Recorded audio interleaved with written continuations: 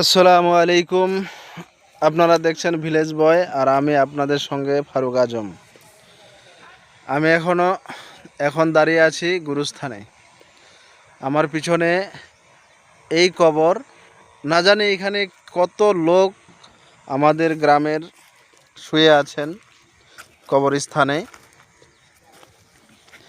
আমরাও একদিন এখানে চলে আসব। তো প্রায় 100 বছরের বেশি এই জায়গাটা খালি পড়েছিল, বিরান পড়েছিল।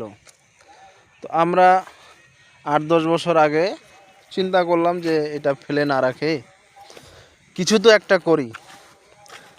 তো আমরা তারপরে চিন্তা করলাম অনেকগুলো গাছ লাগালাম। গাছ টাছ কেটে তারপরে আমরা ওয়ালের ব্যবস্থা করছি, চারদিকে ওয়াল। কাজ প্রায় শেষের দিক।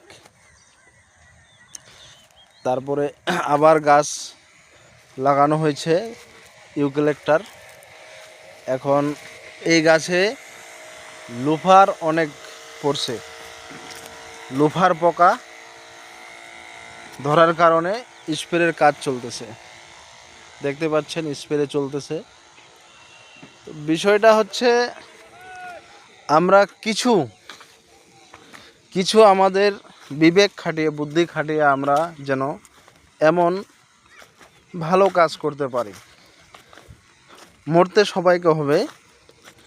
আল্লাহ তাআলা কোরআনে বলেছেন, কুল্লু নাফসিন জায়কাতুল মউত। আমরা সাধারণত জায়কা বলি কোনো খাবার যদি ভালো হয়, তাহলে বলি যে খাবারটা জায়কা অনেক জায়গাদার হয়েছে, মজাদার হয়েছে। তেমন মৃত্যুর যে স্বাদ, মৃত্যু কত ভয়ানক সেটার তীব্রতা বোঝাতে বলা হয়েছে মৃত্যুর স্বাদ গ্রহণ করতে হবে।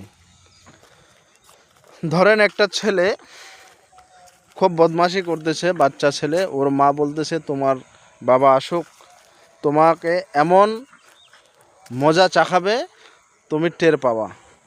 এর অর্থ এটা যে বাচ্চাটাকে আসলে মারবে, ডাঁটবে। তো সেটা কি মজার হয়? তেমনি মৃত্যুর যে একটা প্রচণ্ড শাস্তি, মানে ভয়ঙ্কর, সেটা বোঝাতে বলছে কুল্লু নাফসিন জায়কাতুল মউত, যে মৌতের মজা আপনাকে চাখতে হবে। তো এই বিষয়টা আমরা মনে রেখে ভালো কাজ করব। সবাইকে ভালো কাজ করার উপদেশ দিব, যাতে সবাই ভালো